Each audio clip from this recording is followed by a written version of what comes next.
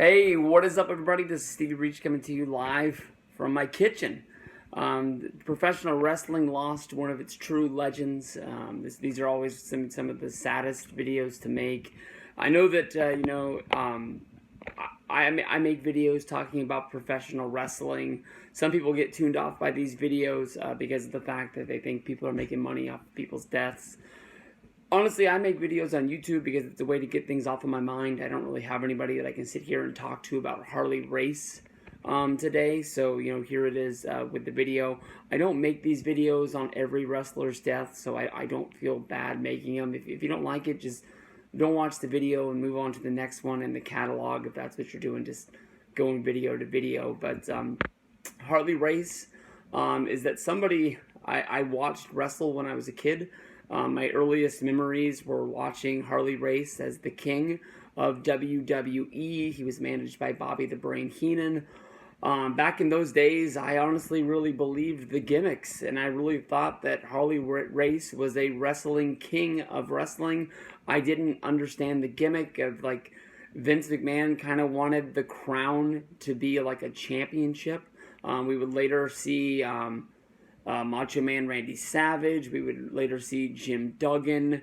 Junkyard Dog wore the crown. Like, you see a lot of pictures with him wearing them from his sort of like feud that he had with Harley race that was highlighted at WrestleMania 3. Harley race had a Saturday night's main event match against Hulk Hogan that had a very early table spot. Probably one of the first table spots they ever did in WWF. Definitely one of the first spots that they ever did on WWF television. Harley race in interviews sort of says that led to the start of his back problems that he would have. There aren't a lot of memories about Harley race wrestling for WWF because of the fact he really honestly didn't wrestle there that long.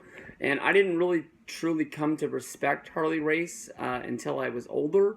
Going back and watching those early Starrcade matches, I believe it's Starrcade 82 and 83 that were headlined by Harley race going up against Ric Flair for the NWA World Heavyweight Championship. A lot of people would sort of say that that's WCW. That would later become WCW once Turner came to buy it in 1991. So it does put it in their catalog, I guess you can say.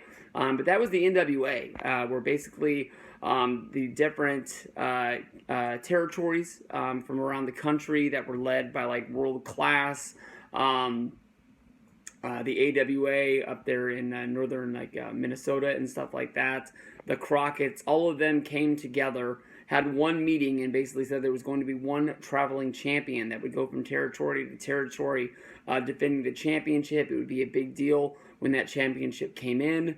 And Harley race was the early NWA champion that I can remember from my modern era. There was champions before that, like Jerry Briscoe, Dory Funk, guys like that. I never watched those guys wrestle, so I don't sit here and claim to respect the early days of the NWA and things like that. If I don't watch it, I don't watch it. I ain't gonna talk about it. That's just the way it is. But Harley race, was one of the first guy, I guess you can say, from my era to hold that belt, and he passed the title to Ric Flair. They would pass the belt back and forth. It would be some of Flair's earliest reigns. And honestly, when Flair became a main eventer, a lot of people tie his best feuds to like Dusty Rhodes, Ricky the Dragon Steamboat, Hulk Hogan. But I honestly think that Harley race was one of his first true real feuds. I guess you can say that him and Steamboat would have like a rivalry that would last for a long time because they actually fought for titles. They don't call it the Crockett's. I forgot the territory's name, but they actually would fight for like the United States Championship there as Flair was moving his way up the card, and obviously Steamboat made his way up there as well.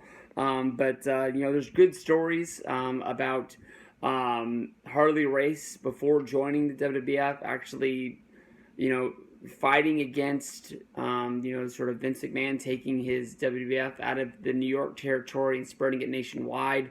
I believe it was one of the first times WWF actually ran a show in St. Louis, which was Harley race's territory.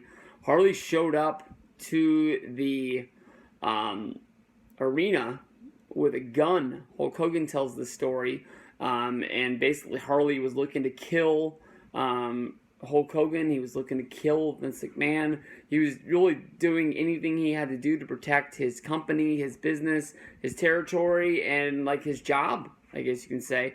I haven't heard this story in a while, but if my mind serves me correct, I think this ends up where they end up giving. He would actually get a job from the WWF, and that's when he's actually going to come in there and become the wrestling king, which wouldn't last that long. Once he started suffering the back problems, he would retire from wrestling, where he would go in and rejoin WCW, where he would be the manager of Vader. I honestly do remember him coming down. So then Vader would wear like the big, huge, I don't really know what to call it other than like a smoke mask. It made Vader actually look like he was a huge, maybe alien or demon. It made him look larger than life. He would actually put the mask down on WCW used to have like the long apron that actually like was like connected the stage to the ring, so you wouldn't see them actually like walk down at a backstage and then have to jump up on the apron and then climb through the ropes. They could just walk to the ring and just get into the ring, is the way it used to be. And they actually used to put that right there at ringside. And during the big matches, Vader would actually bring over his opponent, stick him into the mask. He would use it as a weapon. He would shoot the smoke out of it to actually shoot into the wrestler's eyes, which would affect the matchup, and things like that. I can't really remember the last time Harley Race was actually on, television in the United States.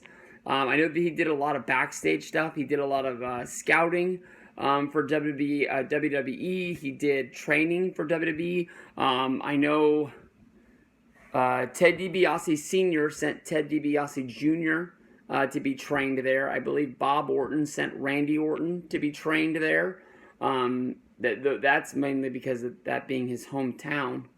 But a lot of people have talked about Harley Race's school being loosely connected with WWE. It's like the stop you make before you would go to NXT at the Performance Center now, where Harley actually worked day to day. I don't think he actually got into the ring, but he would watch the people in there, and he was very connected to the people that worked there.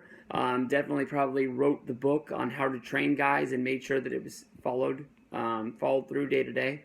Harley Race is going to be missed.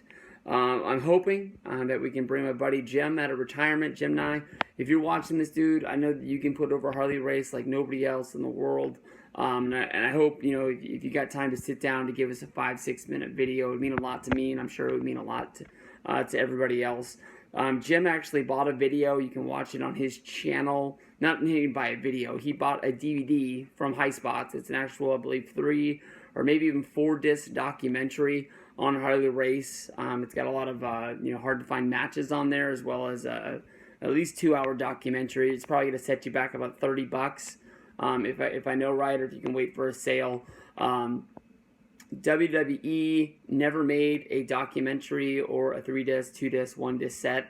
I think basically all you're ever really going to find on a DVD release is the Hogan versus Harley Race matches on the Saturday night's main event. You've got what else we got going on? And probably just the SummerSlam matches. Oh, WrestleMania against the Junkyard Dog. That's really all I can really think about of his being featured on WWE DVDs.